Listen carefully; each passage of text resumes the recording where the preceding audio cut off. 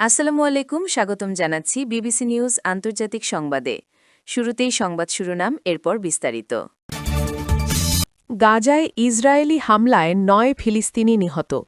Kyiv সিদ্ধান্ত না নেওয়া পর্যন্ত রাশিয়া লড়াই চালিয়ে যাবে। ট্রাম্পকে হত্যাচেষ্টার দায়ে দোষী সাব্যস্ত ব্যক্তি, হতে পারে যাবজ্জীবন। ৩ দিনের যুদ্ধ শেষে বেলুচিস্তানের নিয়ন্ত্রণ নিল পাকিস্তান সেনাবাহিনী। দর্শক, এতক্ষণ শুনছিলেন সংবাদ শিরোনাম।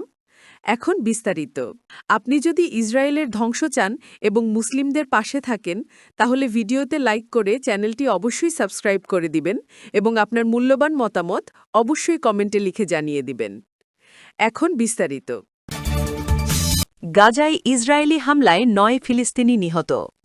গাজায় বুধবার ইসরায়েলের বিমান হামলা ও আর্টিলারি শেলিংয়ে ৩ শিশুসহ ৯ জন ফিলিস্তিনি নিহত হয়েছে। আহত হয়েছে অন্তত ৩১ জন। এই হতাহতের ঘটনা বিভিন্ন স্থানে একাধিক হামলা ও শেলিংয়ের ফলে ঘটেছে বলে জানিয়েছে গাজার Palestinian civil defence agency. Israeli বাহিনী দাবি করেছে তাদের সেনাদের লক্ষ্য করে গুলি চালানো হলে একজন কর্মকর্তা আহত হন। এরপর তারা নির্দিষ্ট লক্ষ্যবস্তুতে হামলা চালায়। তারা এটিকে গাজার যুদ্ধবিরতি ভঙ্গ হিসেবে দেখছে। ইসরায়েলি বাহিনী গাজায় অবস্থানরত অঞ্চলের বাইরে ইয়েলো লাইনের কাছে এ হামলার ঘটনা ঘটে। মার্কিন যুক্তরাষ্ট্রের মধ্যস্থতায় চুক্তির দ্বিতীয় ধাপ ১০ অক্টোবর যুদ্ধবিরতি কার্যকর হওয়ার পর থেকে ইসরায়েলি হামলায় ৫২৩ জন ফিলিস্তিনি নিহত হয়েছে। এদিকে ইসরায়েলি সেনাবাহিনী জানিয়েছে একই সময়ে তাদের ৪ জন সেনা নিহত হয়েছে। বেসামরিক প্রতিরক্ষা সংস্থা জানিয়েছে গত শনিবারে ইসরায়েলি হামলায় কমপক্ষে ৩৭ জন নিহত হয়েছে। হামাসের যুদ্ধবিরতি লঙ্ঘনের প্রতিক্রিয়ায় এ হামলা চালানো হয়েছে বলে দাবি করেছে ইসরায়েলি বাহিনী। দক্ষিণ খান ইউনিসে তাঁবু ও বাড়িতে হামলার পর ৩টি মরদেহ নাসের হাসপাতালে নেওয়া হয়। এছাড়া গাজা সিটিতেও হামলায় আরও ৬টি মরদেহ আল শিফা হাসপাতালে নেওয়া হয়েছে। কিয়েভ সিদ্ধান্ত না নেওয়া পর্যন্ত রাশিয়া লড়াই চালিয়ে যাবে। ক্রেমলিনের মুখপাত্র দিমিত্রি বুধবার বলেছেন, যুদ্ধের অবসান ঘটাতে পারে কিয়েভ এমন সিদ্ধান্ত না নেওয়া পর্যন্ত ইউক্রেনের রুশ সেনারা লড়াই চালিয়ে যাবে। পেসকভ বলেন, রাশিয়ার অবস্থান অপরিবর্তিত রয়েছে এবং তা ইউক্রেন ও যুক্তরাষ্ট্র উভয় পক্ষের আলোচকদের কাছেই সুপরিচিত। তিনি জানান, বুধবার আবুধাবিতে শান্তি আলোচনার নতুন দফা শুরু হয়েছে। কিয়েভকে দোনবাস অঞ্চলের অবশিষ্ট অংশ ছেড়ে দিতে হবে রাশিয়ার এমন দাবি প্রত্যাখ্যান করেছে ইউক্রেন। এ ভূখণ্ডটি ৪ বছরের যুদ্ধেও মস্কোর বাহিনী দখল করতে পারেনি। ট্রাম্পকে হত্যাচেষ্টার দায়ে দোষী সাব্যস্ত ব্যক্তি, হতে পারে যাবজ্জীবন।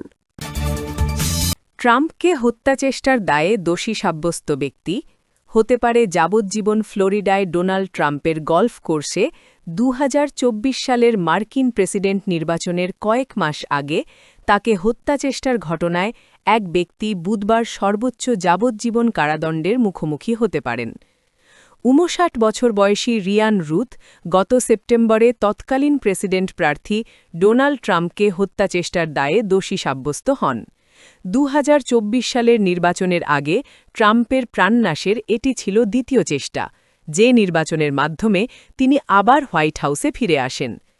২০২৪ সালের সেপ্টেম্বরে ট্রাম্প গল্ফ খেলছিলেন এমন একটি কোর্সের কাছে রুথকে অস্ত্রসহ দেখতে পেয়ে যুক্তরাষ্ট্রের সিক্রেট সার্ভিসের সদস্যরা তাকে তাড়া করে সরিয়ে দেন। কিছুক্ষণ পরই তাকে গ্রেপ্তার করা হয়। বিচার শেষে রুথ একটি কলম দিয়ে নিজেকে আঘাতের চেষ্টা করেন, তবে প্রহরীরা হস্তক্ষেপ করে তাকে থামান। আদালতে দাখিল করা নথিতে প্রসিকিউটররা বলেন, রুথের অপরাধ নিঃসন্দেহে যাবজ্জীবন কারাদণ্ডের যোগ্য। তিনি মাসের পর মাস ধরে একজন প্রধান প্রেসিডেন্ট প্রার্থীকে হত্যার পরিকল্পনা করেছেন, পথে যে কাউকে হত্যা করার ইচ্ছা প্রদর্শন করেছেন এবং এরপর থেকে ভুক্তভোগীদের প্রতি কোনো অনুশোচনা বা অনুতাপ প্রকাশ করেননি।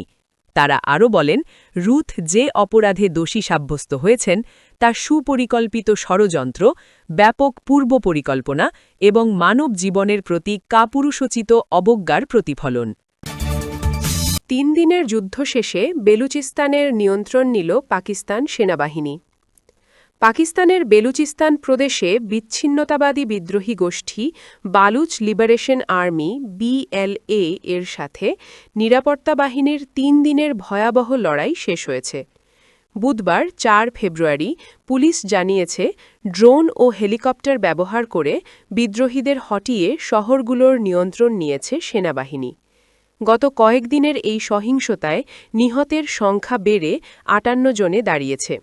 গত শনিবার ৩১ জানুয়ারি থেকে বেলুচিস্তানের ডজনেরও বেশি জায়গায় একযোগে হামলা শুরু করে বিদ্রোহীরা। তারা স্কুল, ব্যাংক ও সরকারি অফিস দখল করে নেয়। এক পর্যায়ে তারা প্রাদেশিক রাজধানীর মূল ভবনের খুব কাছাকাছি চলে এসেছিল। এই লড়াইয়ে এখন পর্যন্ত ২২ জন নিরাপত্তা কর্মকর্তা এবং ৩৬ জন সাধারণ মানুষ নিহত হয়েছেন। সরকার দাবি করেছে অভিযানে ১৯৭ জন বিদ্রোহীও মারা গেছে। প্রায় ৫০,০০০ মানুষের শহর নুশকিতে বিদ্রোহীরা পুলিশ স্টেশন সহ গুরুত্বপূর্ণ জায়গা দখল করে নিয়েছিল। ৩ দিন ধরে চলা তীব্র লড়াইয়ের পর সোমবার ২ ফেব্রুয়ারি রাতে সেনাবাহিনী শহরটির নিয়ন্ত্রণ ফিরে পায়। পুনরুদ্ধারের আগে সংঘর্ষে ৭ জন পুলিশ কর্মকর্তা নিহত হন। খনিজ সম্পদে সমৃদ্ধ হলেও বেলুচিস্তান পাকিস্তানের সবচেয়ে দরিদ্র প্রদেশ।